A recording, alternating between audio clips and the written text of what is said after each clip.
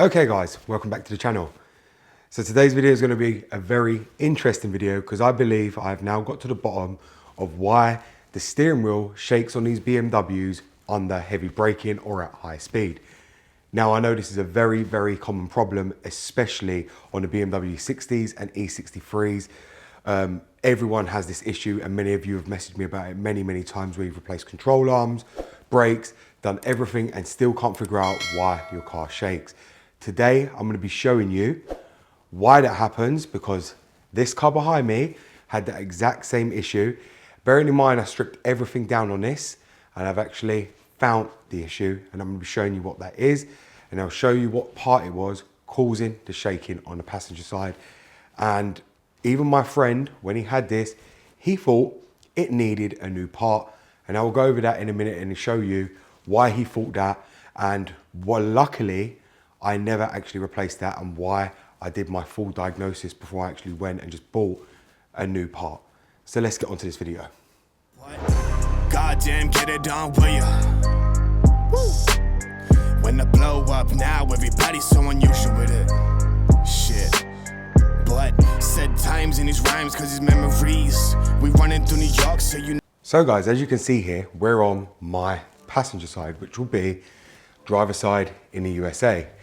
Now, as I told many of you guys when I first bought this car had a serious shaking issue at high speed coming through the steering whenever you braked. And my friend was under the belief he needed a new caliper because that's what his so-called mechanic told him when he changed the brakes on this car, which he had them changed, I think, last year sometime. It wasn't obviously an expensive set like you see on here, but they were just normal brakes. Now, his mechanic failed to tell him that there was a serious problem on this car and it's a very, very well-known issue. And obviously, after looking it up, I even looked it up on the technical information sheet on BMW, and this is a common issue. Now, I don't know if this issue happened from my friend's mechanic. I don't know if this was there even before my friend bought it, because I did see in the service history that they've had a lot of issues with the brakes and they had their brakes changed nearly every year, whether it be fronts or rears. There's a lot of receipts in there for the brakes on this car. I don't know why that was, having them overhauled. But regardless, it doesn't matter. This fault would have been there when my friend had bought it. His mechanic had changed the brakes and didn't want to tell him anything. He said he told me new caliper and didn't think to tell him about this problem, which actually could have killed him. And the reason I say that is because this fault was so serious that if this had actually come loose, he would have lost his whole caliper. And what would have happened is he would have lost the whole braking system on this side of the car. So I'm gonna go ahead and show you what it is I'm talking about. Okay guys, so as you can see there, that is a carrier. Now, if many of you guys don't know what that is, the carrier is what holds the caliper on to the actual hub itself, which this goes over the brake disc and the brake disc sits in between there. Now, you only ever need to remove this when replacing brake discs, which my friend did have done. As you can see here, these are new. This is what I've put on, but only true. The reason I found the problem was because I was removing these. Now, what my friend's mechanic failed to tell him is that this had a serious flaw. And many of you are probably thinking, how is a carrier gonna affect the braking? Well, it's not the carrier that affected the braking, it was actually the caliper that affected the braking. Now I'll show you why. So here you have two slide pins, and you can see there, one is short, one is long. The short one goes to the top. The longer one goes to the bottom. Now what actually happened here is if you turn it around, you'd think everything looks fine. You go to put the caliper on and you try to screw this in, which you'll see right here, and it screws in perfectly. So that's the short one. It doesn't matter what hole to go in. Don't need to worry. It screws in fine. Now, when I went to actually unbolt the caliper from the carrier, I end up finding this. And if you can see there, that's the carrier pin just turning. It's not even catching where the threads are completely gone. I don't know who's done this. I don't know if someone's refitted them when the previous owner before my friend had it and has put it in at an angle and cross-threaded the threads itself on the carrier. I don't know what it was. But when my friend's mechanic actually changed the brakes, the thing he could have told him was that this wasn't going in and it was not screwing in, because that was a danger on its own. This was why the wheel was shaking so badly on this side of the car when you were braking because this slide pin was not holding onto the carrier. So you can imagine with this one hanging out and not screwing in or catching on the threads, what's happening here is this is literally just shaking on one slide pin while you're braking, and the brake pads ain't locking in properly, neither is the whole caliper, and you've got this just rattling around in there causing your shaking and vibration. Now this is actually serious because if my friend, where he was using this car every day as his everyday car for the last 3 years, and this could have come out on the motorway doing high speeds on a normal road while he's cornering, he would have lost control of the car. Bearing in mind he has his kid in the car, he has his missus in the car. This was a danger alone. His mechanic should have told him about this. And this is one of the problems why these BMWs call shaking through the wheel. Now, if I was you, I would strongly recommend to go and check your slide pins, especially if you haven't changed the brakes on your car.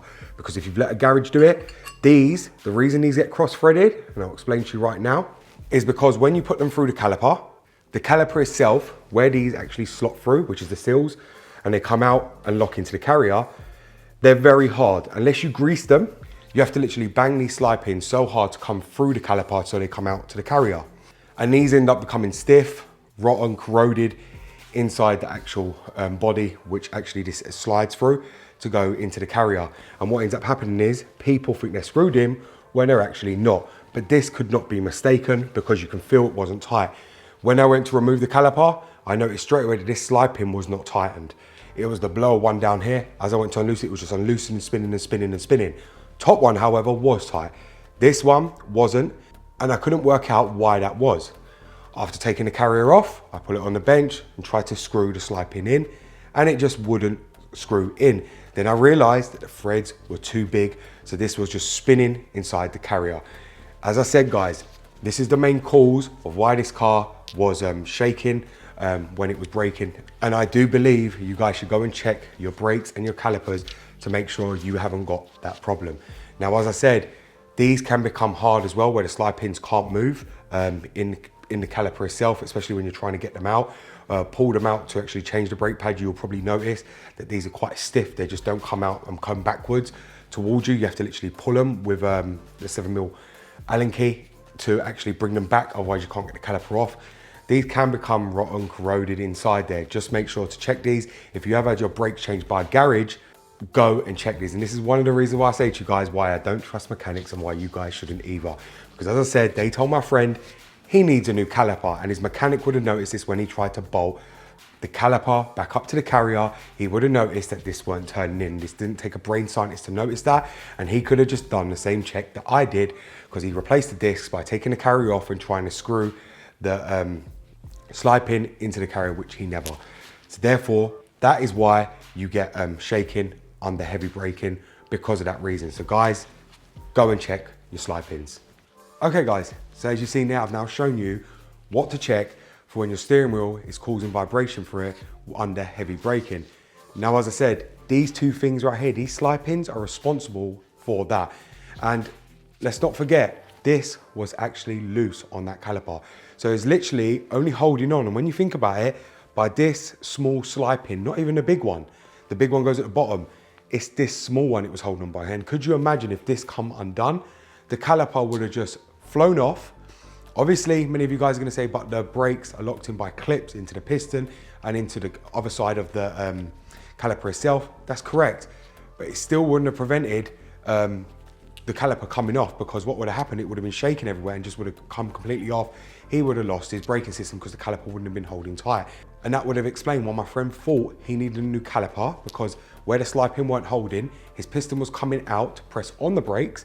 With the fluid that's being transferred to the caliper, it'll press the piston to press the brake pads against the brake disc, but then it wasn't backing off, and that was because the slide pin wasn't holding the caliper properly, which then means it hasn't got enough friction to push the piston back out. And that would explain why he thought he needed a new caliper. So guys, go and check these slide pins. It's absolutely crucial you do that, especially if you've had your brakes changed by anybody, because as I've just told you, garages don't even tell you if they make a mistake or something is wrong with your car. Instead, they'll tell you need a new caliper, when in fact, he didn't. I just bought a new carrier for this car, put a new carrier on, and it corrected the problem because I got 2 new slide pins with it. So that's all you had to do. So thank you very much for watching, guys, and I hope this video is actually going to help you diagnose your BMW steering shaking under heavy braking. Thank you very much for watching. This BMW Dr. Dean here, and goodbye.